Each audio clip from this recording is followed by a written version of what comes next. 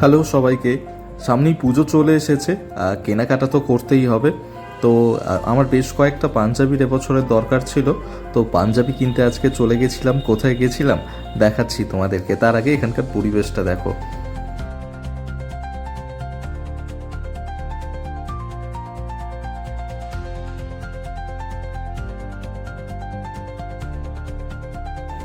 না, এবার আর কলকাতা থেকে পাঞ্জাবি কিনিনি।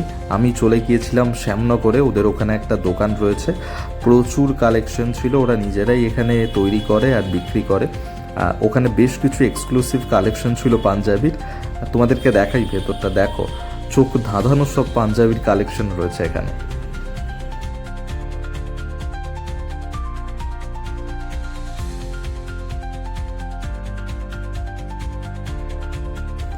আমি তো অনেকগুলো পাঞ্জাবি এখানে দেখলাম, তারপর কনফিউজড হয়ে গেছিলাম যে কোনটা ছেড়ে কোনটা নেব। একটার পর একটা পাঞ্জাবি তো পছন্দ হতেই থাকছিল।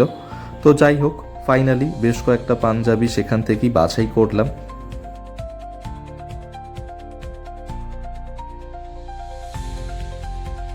আমারও কেনাকাটা হয়ে গেছে।